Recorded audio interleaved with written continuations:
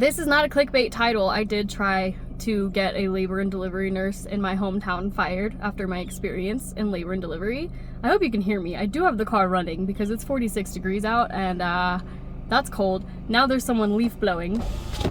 Okay, so basically I got pregnant 3 months before March of 2020. For those who may not know about what happened in March of 2020, there was a quarantine lockdown situation, like emergency, blah, blah, blah, blah, blah.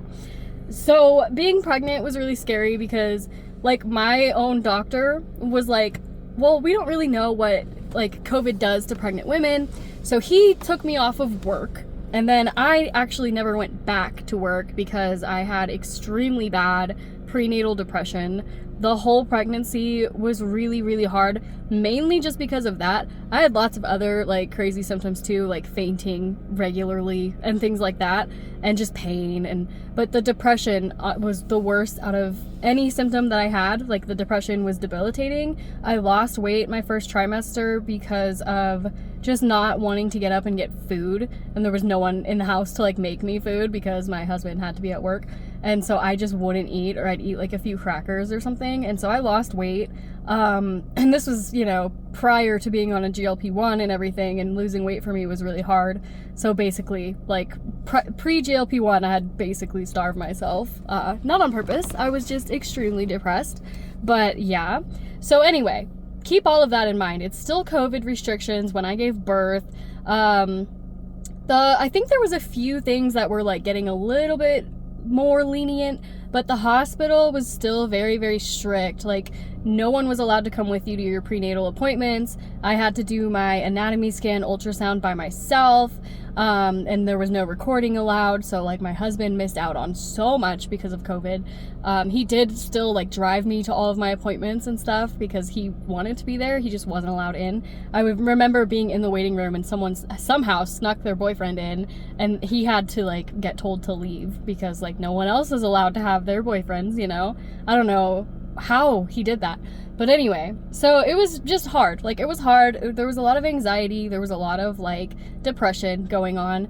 Anxiety about the world, depression, just hormonal, like so bad. I have depression. Like I used to be on medicine for it. I've struggled basically since my teen years with depression, and I've never had it be that bad. So keep that in mind when going through this. My water finally breaks after being miserable for 9 months. My water broke 1 week early, 1 week prior to my due date, and immediate relief and like, oh my God, thank you. Like I woke up that night and I had to pee again because that's what happens when you're pregnant. You're peeing every maybe 5 seconds, you know?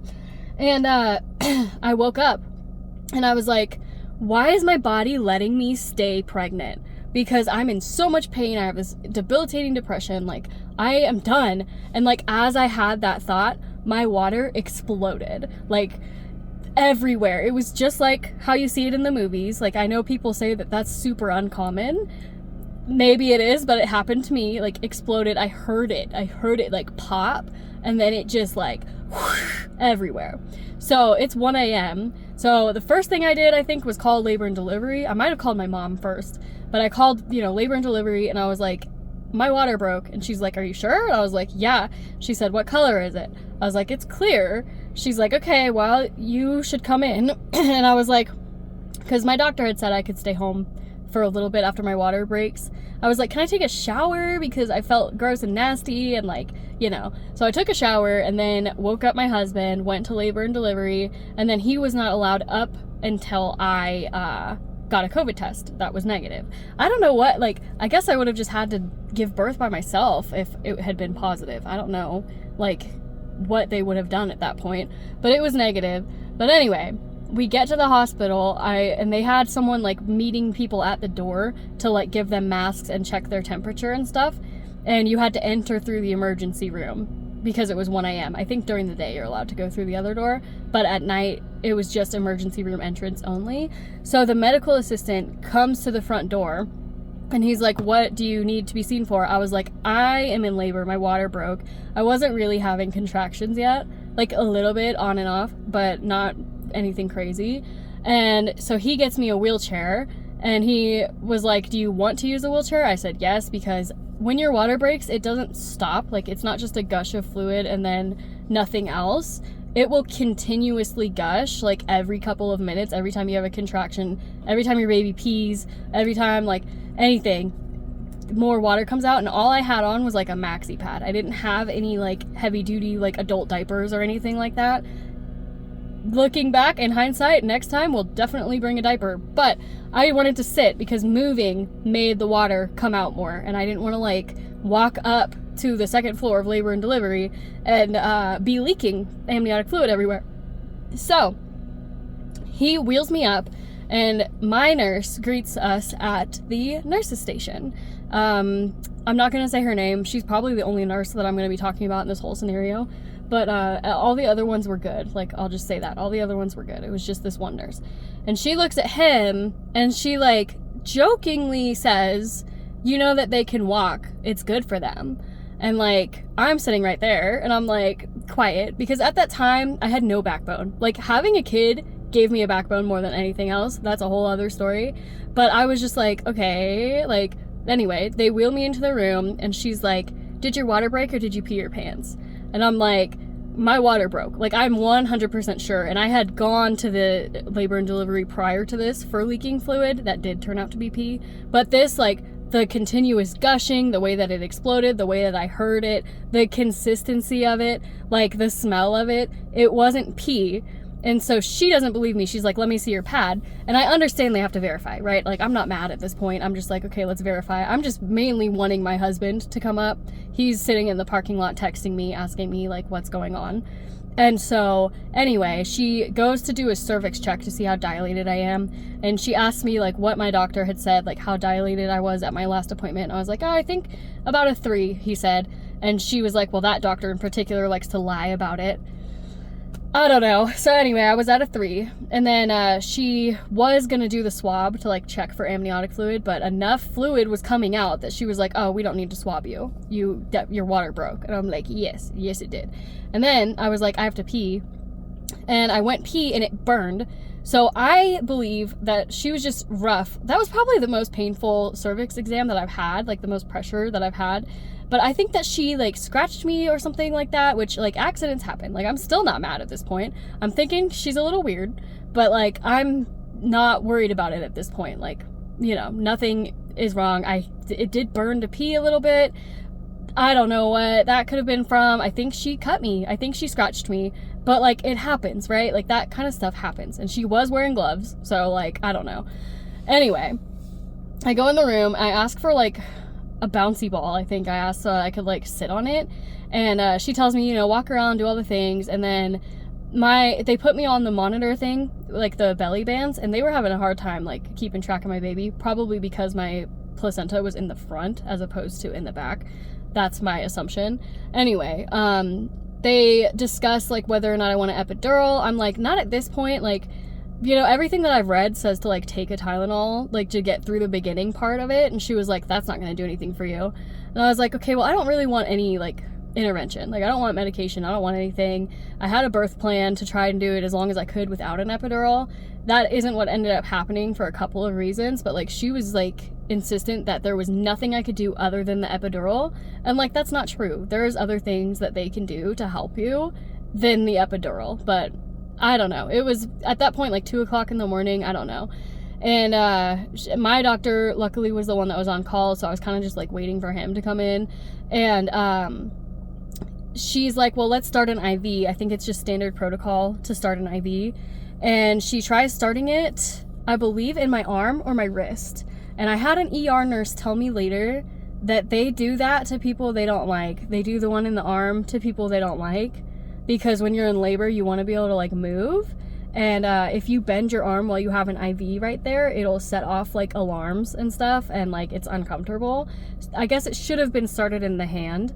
But she then goes on to tell me about all these, like, drug addicts that she's cared for and how she can start an IV in someone's neck if she has to. And she's, like, the best at finding veins and, like, blah, blah, blah. I'm just like, cool, dude. That's great.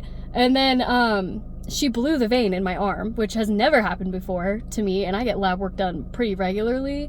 And then she starts it in my wrist. And then she kind of goes through the questions like, do you feel safe at home? Have you been experiencing depression? Which I understand, those are like standard questions. Like I had to ask those questions when I worked for, you know, doctor's offices. So like I get it. But she like kept pushing. She kept saying, the hospital's a safe place. Like, you're allowed to tell me. Like, she kept, like, insinuating that I was in an abusive relationship, and I think I know why. As I said, I've struggled with depression, anxiety, all of that my entire life. I also struggle with self-harm. It's, like, been years since that's been even a thought in the back or front of my mind. And at that time, it had been years still. Like, I no longer self-harm. Like, I'm totally free of that, but I have scars and there's nothing that I can do about them. You know, they're there, and anytime I go to like a new doctor, they just ask me like, okay, are those new, and is there anything we can do for you? And like the answer is always nope, I'm good, I'm in therapy, I'm managed, I'm great. She was like, you know, when I was a kid, no one ever did that. Like, where did you learn that from? And I was like, I don't know, it was just like a impulsive thing that I did as a kid. And I think I'll tell you why.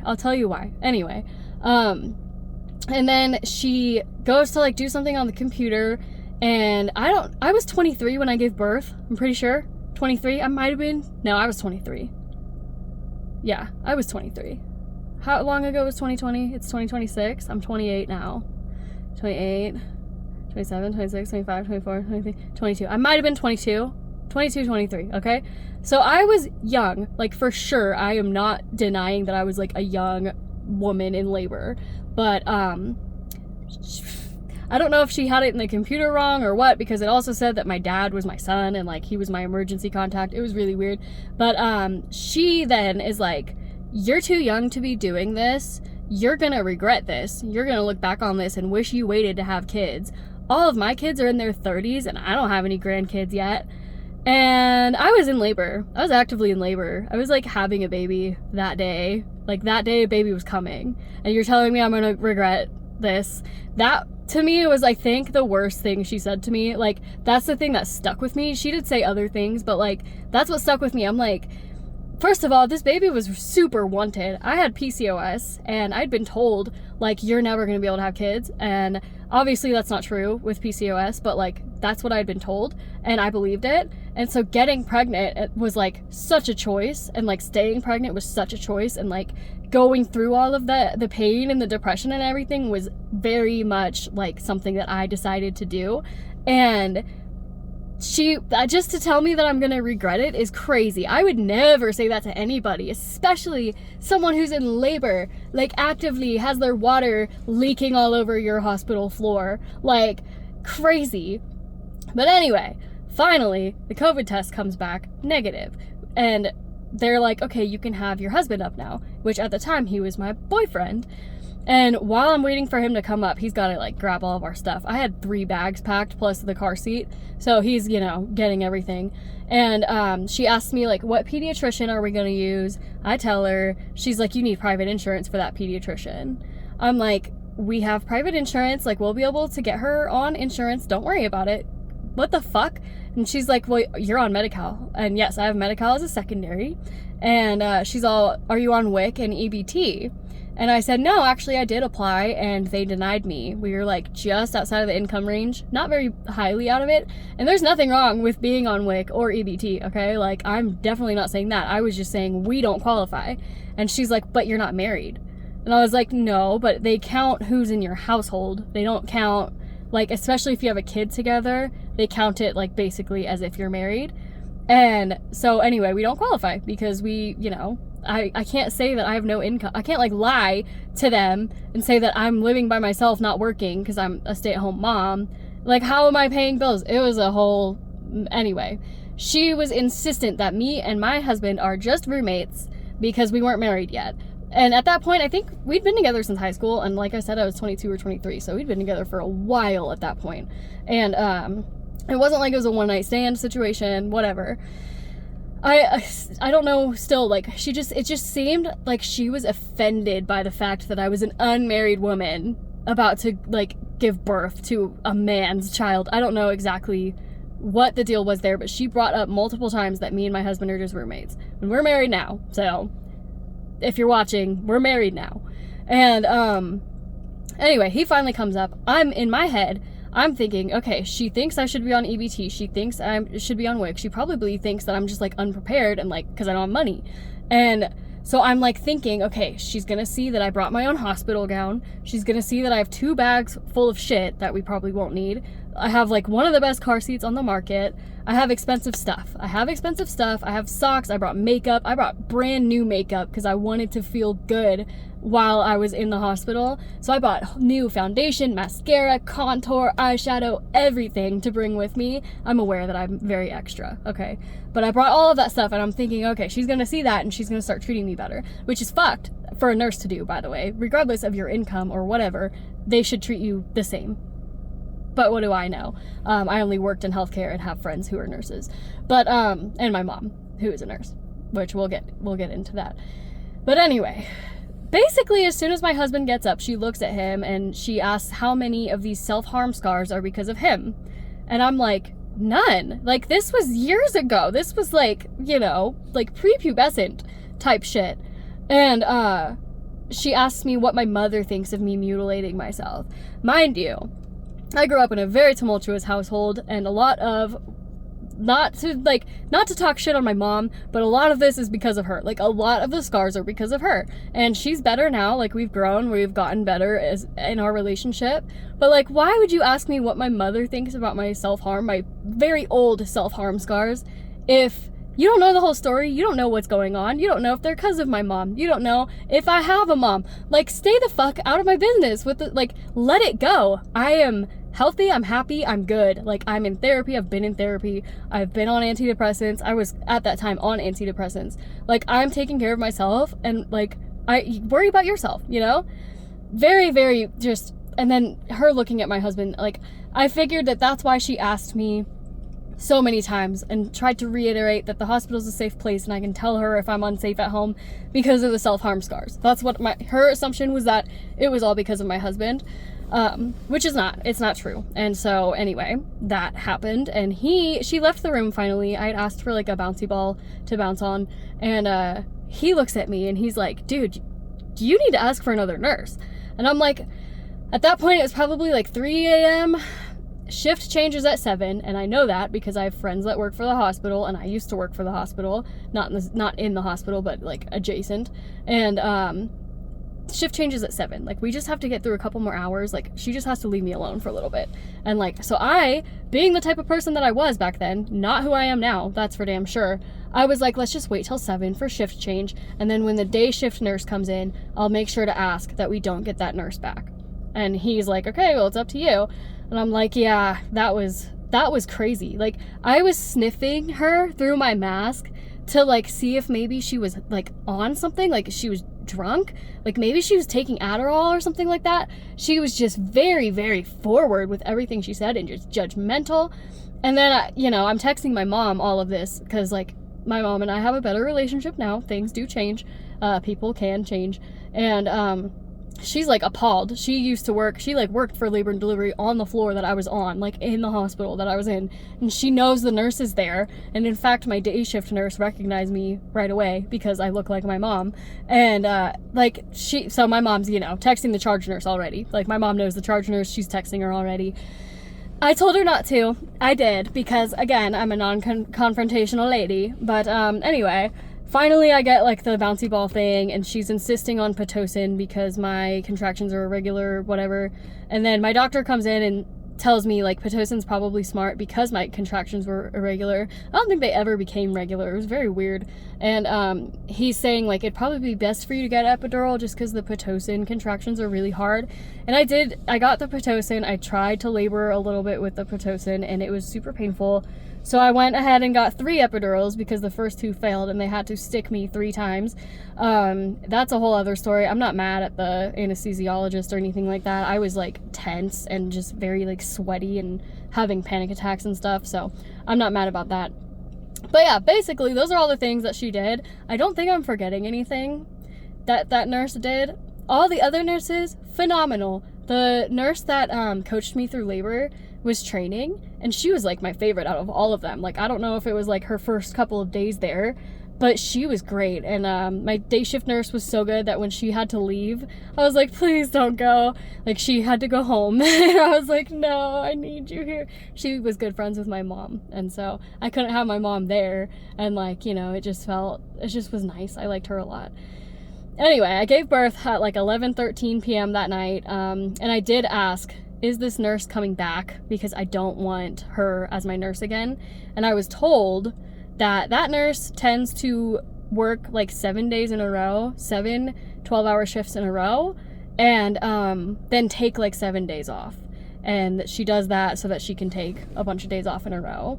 And I'm thinking, how does someone go through 12-hour shifts every day without being on Adderall? That's crazy. But they assured me that she's off for like the next week, so I wouldn't have to worry about seeing her at all. And she goes, she is kind of blunt, isn't she? And so that tells me, like, she's been complained about before enough to where the nurses are like, yeah, she's pretty blunt, she's pretty forward. I wouldn't call it being blunt. Like, that was just aggression, in my opinion, and just being judgmental and like evil, like an evil person, you know what I mean? And there's someone walking by. Me and my husband, you know, we talked about it, and then I think 14 months later, like, I had an almost 2-year-old, I believe it was 14 months later, it might have been like 18 months, not quite 2 years later. I was up at like 3 a.m. like crying over this fucking nurse telling me I'm too young and I'm gonna regret this, and like pointing out my self-harm scars and blah blah blah blah blah. And like, to backtrack a little bit, my mom did tell the charge nurse everything that happened, so it was reported like through the hospital, through the charge nurse, and she basically told me over the phone, like, this will never happen again, and if you do have another baby, you can request not to see this nurse. And I'm thinking, like, God, she still works there? What if I was underage? What if I was addicted to drugs? What if I was in an abusive relationship? Would this nurse feel like a safe place to go to? Absolutely fucking not. If I was 16 and pregnant or whatever, being 16 and in labor and being told you're gonna regret this for the rest of your life, like, that would not be ideal. Like, actually being in an abusive relationship and having someone just like prod you and poke you, and like, that's just, I just couldn't stop thinking about it. It was like constantly on my mind. Like, I was just like, I don't regret it. I wish I had more kids by now. I only have one, and I regret not having more. I regret that I didn't have a bunch of kids 2 years apart, and that we're only just now starting to consider baby number 2. I wish I already had baby number 2. I seriously do. And like, you don't know me. You don't know what I'm gonna regret. So anyway, this is me like tangent going off. But I found her nursing license. My mom and I found her nursing license, and my mom had written a letter shortly after the incident, so she had like a clearer memory of it than I did, and then I wrote a letter and reported it to the Nursing Board of California, whatever it's called, registered nursing something. I didn't think anything was gonna really come out of it, and then I started getting calls from like a lady who was an investigator for them, and she wanted to set up a meeting, and I was like, okay. We had a meeting over the phone. She told me that all of this lady's coworkers, all the other nurses, did say that she's just really blunt and that she was actually just trying to help me. And I said no, that wasn't trying to help me, especially telling me I'm going to regret having a baby so young as I'm actively in labor.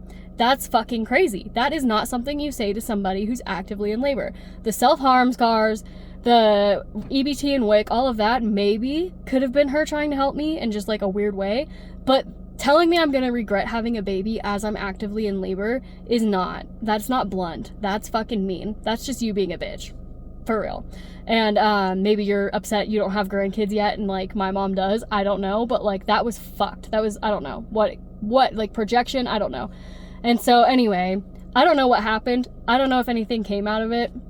I never got an update with like a resolution or like what the hospital's done.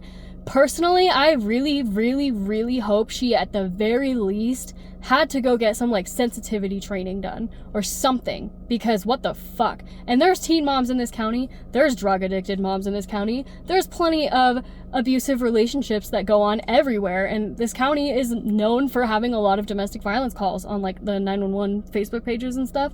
There's a lot of domestic violence that goes on around here. I sincerely hope that she at least got some like empathy training. I know that she still works there. I have a friend who gave birth about 2 years ago, and she was her nurse, but only for like 25 minutes, I guess. I guess she had like something, like she was sick and she had to leave early. And I was like, good, because you don't want her as your nurse. Like, trust me. And of course, my friend was, you know, older, probably a more appropriate age to have kids. But still, she definitely still works there, which leads me into baby number 2. I would say, like, I'm mainly over it. Like, I still think it was fucking crazy, but it's not keeping me up at night anymore. I'm not, like, just, like, baffled at you know, I've taken a lot of time to talk about it, like, in therapy and things like that, and, like, gotten through it, and I don't regret my kid, and I never will, and, like, you're a bitch, and fuck you, basically. Like, I don't care. Like, you're not affecting me anymore. But, we are talking about having another baby. This time I want a doula. Like, I know what I want to do differently. And my original thought was, okay, well, I'll have the doula, like, call ahead and make sure I don't even see this lady, right? Like, I don't want another labor experience to be, like, so tainted by the memory of this nurse, right? And then I'm thinking, okay, well, my doctor actually just quit doing OB stuff, and so maybe I'll find a doctor out of town and go to a hospital out of town. Maybe I'll go stay with my mom for a couple of weeks before I give birth, and, like, give birth in the hospital down there, because I so desperately don't want to see this nurse again. And it really sucks. It sucks that that's something that I have to worry about. I don't know if she'd remember me. I mean, if I was a nurse, I'd probably always remember the patient that reported me to the board of registered nurses. But I have a different last name now, and I've lost 100 pounds almost, so, like, maybe she won't recognize me, I don't know. But regardless, like, I don't want to see her again. And like I said, all the other nurses were so great, and it really sucks that, like, that one nurse is, like, the one that I think about when people ask me, like, about my labor and delivery story. I'm like, oh, let me tell you about my labor and delivery story. Let me tell you about the psycho nurse that I had. I know that there's nurses who behave worse than this lady did, right? I just don't think it was right.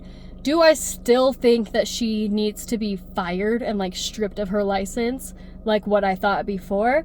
Maybe not. Maybe there's some redemption. Maybe she's doing better. Maybe she's treating people with a little bit more empathy. Maybe she's treating people, you know, not going into a situation being so judgmental. I would never tell anybody that they're too young ever again. Like, and, you know, I just couldn't believe, like, you know, half the shit she said to me. My husband was appalled. My mother was appalled. Everybody that I tell this story to is appalled. No one's like, yeah, that's a normal experience with labor and delivery. And like I said, like, I am in and out of, like, hospitals, not so much anymore, but I used to have, like, cysts rupture. I used to have to go to, like, urgent cares and stuff pretty frequently because I have immuno issues, like immunosuppression issues. I don't know. I'm just sick all the fucking time, and they're trying to figure out what's wrong with me, so I'm going through, like, lab work, things like that. So I'm constantly seeing nurses. I've never had one treat me like that. I've never had one talk to me like that about my self-harm scars. I've never had any, like, you know, nothing like that has happened. I am at the point where, like, I think if I give birth again, which I will be, because we're planning baby number 2, it's happening. It's happening next year. So save the date, next year sometime. It's happening. But, I don't know if I want to give birth in this hospital again. Like, I liked all the other nurses, but how can I, like, be certain that I don't get that nurse? And, like, without making it a huge thing, I don't want to cause, like, a scene. I don't want to, like, make my doula go and, like, fight my battles for me, you know? I want to try to just, like, accept that maybe she is a better person now. Maybe she's a better nurse now. Maybe this experience was for the better.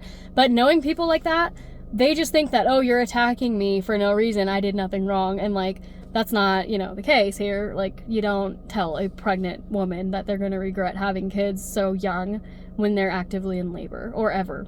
Like, I'm trying to think of, like, what point in pregnancy would that be okay? And there's no point in pregnancy where that would be okay. Like, the self-harm scars, like, you know, what would your mother think about your self-mutilation? And how many of these are because of you? Like, looking at my husband, and it was not bluntness. I will say that. It was not bluntness. It was just, like, vitriol, dude. It was fucking crazy. But never will that happen to me again, because now I have a backbone and I can stand up for myself and be like, get the fuck out of my room, bitch. Because that's what's gonna happen next time. No. Next time, here's my labor plan for 2027. First of all, I'm gonna get pregnant on my first try, and I'm gonna not even know for 9 months. It's gonna be like, oh, positive pregnancy test, cool. I'm not gonna have any symptoms. I'm not gonna throw up. I'm not gonna get a rash. I'm not gonna get any acne. I'm not gonna faint. I'm not gonna get pelvic girdle pain. I'm not gonna get lightning crotch. Not gonna have any issues. Not gonna have an anterior placenta. It's gonna be in the right spot so I could feel the baby move, and it's gonna move all the time, you know, and I'm never gonna have to worry about counting kicks because it's just always moving. And then I'm gonna go, well, my water's gonna break again because that was kind of awesome. Just like the relief feeling, like I don't know how to explain it. My water's gonna explode just like it did the first time, and it's gonna do it exactly when I'm like, okay, I'm done being pregnant now, baby's cooked, explosion. And then I'm gonna like jump around in a circle like on The Sims, and then it's gonna come out in a preloaded bassinet, and I'm not gonna tear, and I'm not even gonna need an ice pack because it's not gonna hurt at all. So that's my labor plan for baby number 2. No epidural, no pain medicine, no contractions, just like pops right out. And then I don't have to worry about seeing the nurse because it came in the preloaded bassinet that spawned out of nowhere. But like, all jokes aside, if you're a nurse, like if you're pregnant right now and you go, like you're 22 or something like that, and you like, this should not be your experience, hopefully, but like, stand up for yourself. It's hard enough being pregnant. It's hard enough fucking giving birth. Like, that shit's crazy. I remember like just feeling like, holy shit, I could not have done it with that nurse in the room. You want to be comfortable with everyone that's in the room with you when you're giving birth. I would have been like scared to push. I'd have been like, she's judging the way that I look. Like, she's, you know, I'd have been nervous, and it would have, like, I would have eventually had to have said, okay, I don't want her in the room. Like, I would have had to pull another nurse aside to do it for me, but like, I would have done it, if she had been my nurse that night.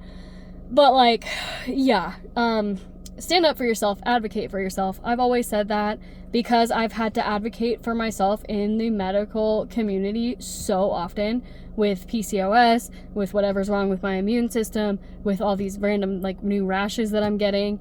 During pregnancy, not so much. I feel like my team was pretty great during pregnancy, and then labor and delivery was where that kind of had a little bit of a faltering, you know. But I will never let anybody talk to me like that again. And I, you know, if you are like me, or like how I used to be, where you feel you can't speak up, you can't complain, start doing it. Start speaking up and complaining, because in my experience, it gets easier the more you do it. It gets easier, and I still feel like immense guilt over like saying no to people, or like complaining, or like talking shit, you know. But I do feel better like than I would if I just sat and did nothing, right? So in the end, it's typically worth it. And yeah, so that is the takeaway that I hope that you get if you're pregnant and you are going into labor soon. And if you're a nurse, my biggest advice to you, if you have a patient with self-harm scars and you're not actively reading their chart, I don't know, it should all be in my chart, like everything since I was 13 when it started.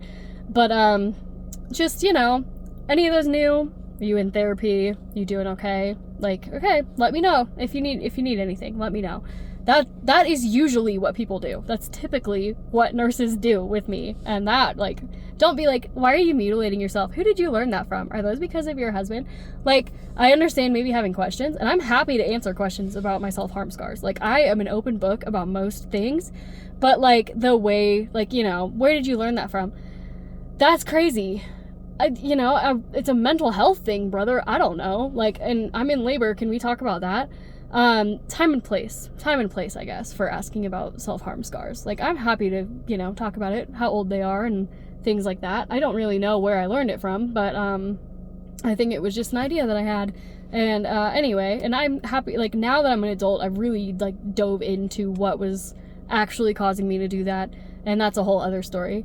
And then, if you're a nurse also, and your laboring patient is, you know, young, not quite the average age, I guess, of people giving birth, then just don't say anything. I don't see any reason to say anything about how young somebody is when they're giving birth. So anyway, that's all I have for today. Maybe I'll talk next week more about like self-harm and mental health and things like that. I do want to talk about how they changed the name for PCOS and what that means. And regardless, I'll be back. Hopefully this was entertaining. I know it's not like the craziest story, like hospital story of all time, and everything else went relatively smoothly, but like, you know, it's something that happened to me, and I wanted to talk about it today. So I'm gonna go now. I'm gonna finish the other half of my sandwich that I just ate, and I will be back next week. Subscribe, like, do all the things. I'm not good at like ew, telling you to subscribe. That's gross. Okay, gotta go. Bye.